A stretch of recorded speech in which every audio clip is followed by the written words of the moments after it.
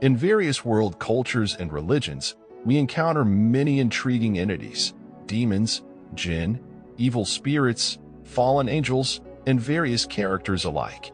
But one of them stands out a bit from the others in what it symbolizes: the famous seductive entity, Lilith. Perhaps you've heard of her before, or maybe you're learning about her for the first time. However, this entity has been with us since the creation of the first human, as she is purportedly Adam's primal wife.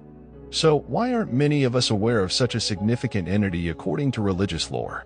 Because people don't like to talk about their exes, especially when that ex has left them.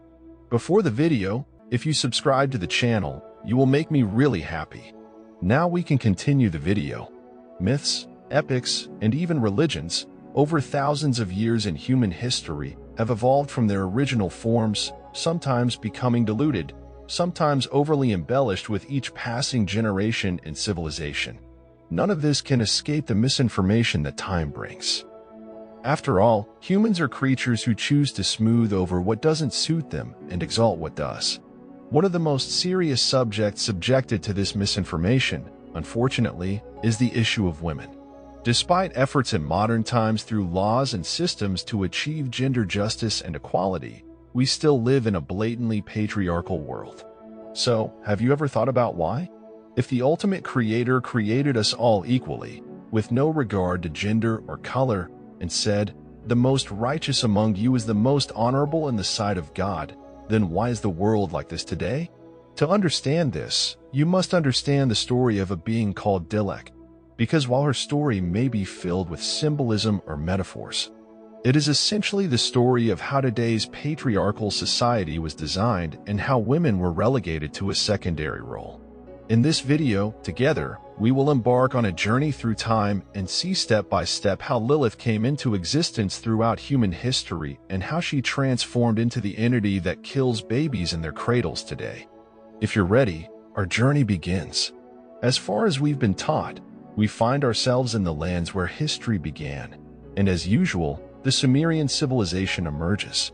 The origin of Lilith's name appears in a story of the Anunnaki told here, the tale of Inanna and the Huluppa tree. According to this tale, Enki, the Sumerian god of wisdom and creativity, plants a tree by the banks of the Euphrates River. However, a storm uproots the tree before it fully matures, and it falls into the river. After drifting for a while, the goddess of beauty and love, Inanna, finds the tree and pulls it out of the river, planting it in her garden in the city of Uruk. For 10 years, Inanna cares for the tree, eventually turning it into a magnificent tree and planning to make herself a throne and a bed from its trunk. However, things take a turn, and disobedient serpent, a lustful bird, and Lilit, the servant of darkness, choose the trunk of the tree as their homes. Inanna is distraught because no matter what she does, these three invaders do not leave the tree. Fortunately, a hero comes to the rescue, the famous Gilgamesh. Gilgamesh kills the serpent with his giant axe, causing the Anzu bird to fly away. Gilgamesh, who disrupts Lilith's home, also drives her into the wild. This is precisely the first historical story we have about Lilith. Not quite like the story of a woman who kills babies in their cradles or abandons Adam in paradise, is it? Let's delve a bit deeper. In the story, it says that Lilit made her home in the trunk of the tree, and it is later mentioned that she flew away into the wilderness.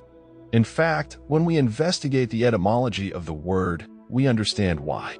The word Lilit translates to night monster, nocturnal creature, and owl. Now, don't think of a monster like in movies when you hear the word. A monster refers to a wild animal, and later, thanks to popular culture, it began to be used for all sorts of bizarre alien creatures. So, the living being called Lilith in this Sumerian story is actually what we know as an owl. You see, owls are the silent and feared hunters of the night. This word has echoed through the ages. Even today, the scientific name for an owl is Athena. Immediately, it comes from the goddess Athena, whose symbol is also an owl. Just like in this story, in the following years, in various Akkadian and Babylonian myths, we continue to see Lilith portrayed as a silent and dangerous creature roaming the wild forest at night. So, how did events shift so dramatically from just being an owl? Actually, we have very little knowledge of what happened during the long period after Lilit, meaning L. With newly discovered tablets, we are gaining more information about this period, but content related to Lilith is quite limited. Therefore, we're advancing our journey in history a bit further and heading towards the dawn of the three major Abrahamic religions. Judaism emerges, and unfortunately, with its emergence, the decline of women begins. Yes, we've reached the age of the Abrahamic religions. In the pre-religious era, Lilith, depicted as a frightening nocturnal predator like an owl, suddenly emerges in an extraordinary way as the first wife of the first human created, Adam. Now, the story I'm about to tell you will be based on information taken from Israelite sources such as the Torah, Zohar, and Ben Sira, because we don't have any other sources. For those who want to research these contents individually, I'll leave a link to the explanation. But fundamentally, they all tell the same story, with some minor differences in detail. I will give you a general overview of their combination. In the Torah, after God creates the world and everything in it, it is written that Adam and his wife, created in God's own image, are created simultaneously. They are both created at the same time. Keep that in mind. We'll come back to this point shortly. But if creation is not simultaneous, it is written that Adam was created first, and then woman was created from his rib. Scholars are still debating which of these narratives is the correct one. This gap between these two different stories is filled with Lilith. Here's our story. God creates Adam and Lilith together from the clay of the earth, and they are equal. However, over time, Adam begins to assert authority over Lilith, and things explode when the two engage in sexual intercourse.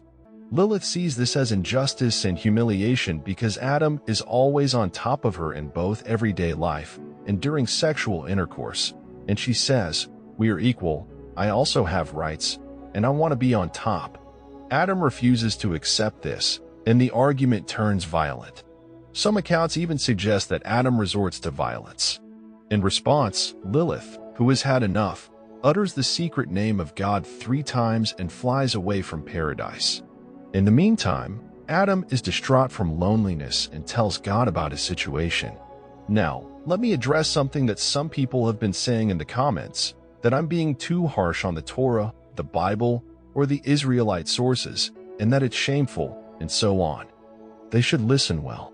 Everything I'm telling you right now is being conveyed to you exactly as written in these sources. I'm not adding any personal interpretations, and the events will become even more absurd, so keep listening. Adam tells God about his situation and asks for help, and in response, God instructs the angelic beings Sinoi and Seminj to find the nation of angels and bring them back to Adam, and if they do not come, he orders their punishment to be classified. I want to add a side note here. Pay attention to the God depicted in the book. He is unaware of what happened in paradise. He is unaware of where Lilith went. He sends 3 angels as agents to find her, and says, if they don't come, punish them. So do you really think it's possible for this entity to be the ultimate creator? Let's continue. Our 3 angels find Lilith in a region near the Red Sea where various demons reside, and the scene they witness is quite gruesome. Lilith has been constantly engaging in sexual intercourse with the former archangel Samuel, now known as Satan, and his demons, and she has borne children from them. Our 3 angels convey God's command to Lilith, telling her that she is ordered to return to Adam. If she objects, they say, "We will drown you in this water." To the valiant angels, Lilith says, "I can no longer be honest and chaste with Adam, and I do not want to return to him. Convey this to God."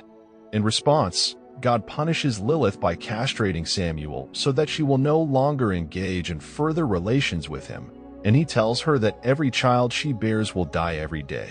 Thus, Lilith is branded as a cursed rebel. Our story continues. Adam, experiencing the first divorce in history, is unhappy being alone and asks God to create a more obedient partner for him. In response, God gives Adam a deep sleep and creates a woman from one of his rib bones. When Adam wakes up, he is enchanted by the woman's beauty and names her Hava, which means mother of all living things. The 2 of them live happily in the Garden of Eden. However, during this time, the children of the nation continue to be killed by angels every day. Lilith tells Adam that she will take revenge on those who caused her this pain and will kill the children descended from Adam and Eve whenever she gets the chance, male babies within the first 8 days and female babies within the first 22 days. She sets one rule. If families place an amulet next to the babies and write the names of the 3 angels who are Lilith's guardians inside it, she will not harm those babies. And this event is reflected in modern customs such as not leaving postpartum women alone, drinking red postpartum syrup, and tying a red ribbon around the head of a newly born mother. In short, the Israelite gospel, including the Torah, conveys this message: men and women are not equal. Women who do not obey men become like Lilith and deviate from the right path. Be obedient and motherly like Eve. Know your place. Thus, we have seen to some extent how our owl, Lilith, who hunts alone at night, has become a bad example of a woman over thousands of years. Now, naturally, some of you might be saying, why aren't you quoting from the Quran? They're right, of course, but the answer is simple. These topics are not mentioned in the Quran. According to the Araf and Nisa surahs, Allah created man and woman from a single soul, and apart from that, the Quran does not mention beings named Lilith. It refers to man and woman as Adam and his wife. So, there is no turn to be added to our story in the Quran. But are there verses in the Quran that involve inequality between men and women? Yes, there are. There are even quite contradictory verses. For example, in the Quran, it is written that everyone is created from a single soul and that everyone is equal regardless of their color, race, or gender.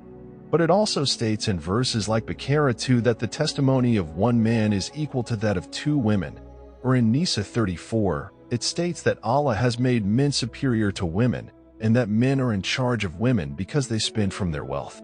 There are conflicting verses within the book. I will delve into these topics in detail in my Quran video. So, is Lilith just a story, or is there symbolism behind it?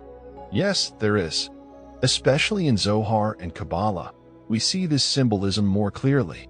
According to spiritual systems, the primal creator creates the universe dominated by duality by forming feminine and masculine energies from within itself. The created ones, by walking with the combination of these 2 energies, ensure the continuation of the chain of creation. A person who wants to progress spiritually can elevate themselves by fully embracing and controlling this feminine or masculine energy. In this system, air represents the maternal and creative qualities within a woman, while Lilith represents her self-respect and individual power. It is believed that a woman is reflected as a balanced combination of these 2 energies within a single body, and depending on whether the energy of Eve or Lilith is dominant, this can disrupt the inner balance and lead to problems. In today's society, Lilith is seen as the first feminist in history and has been embraced as an idol, especially by advocates for women's rights. She has even entered the top 300 popular names for girls in America. It is a development that brings happiness to many people to see that after thousands of years of patriarchal society, women's rights are advancing. However, it is important for this equality to be balanced. Otherwise, women gaining these rights by becoming more masculine would mean making the same mistakes and disrupting the energetic balance. The foundation of this story lies in the practices of those who elevate all these so-called stories to the level of divine command and interpret them as they see fit, for their own benefit, in religious matters over thousands of years. They have forced women to become a more comfortable class and designed society by embellishing the gaps in religious books with stories they made up themselves. Unfortunately, ignorant masses have believed in these fabricated stories, making them part of their customs and building their own prisons. When the patriarchal system uses societal pressure to maintain its power, women are oppressed and continue to be oppressed. Today, Arabs and similar ignorant societies, despite being told in the book that they were created equal, do not even let women walk beside them. They make them walk behind. They prevent women from doing many things on their own, interfere with their clothing, interfere with their ideas, and further suppress them by erasing their identities. This is a classic occurrence in countries with low levels of education. However, Individuals who have reached a certain level of education and intelligence respect women and see them as equals. Justice should be equal for all beings, and it is important to understand the difference between equality and justice. As human beings, it is our duty to be fair to both our opposite sex and all living beings in the world we live in. Where this does not exist, we cannot talk about civilization or humanity. I hope for a world where this current order, which hides behind religion and culture and allows the strong to oppress the weak, ends, and justice and conscience are equally provided for all humanity and all living beings. Until the next video, take care of yourselves.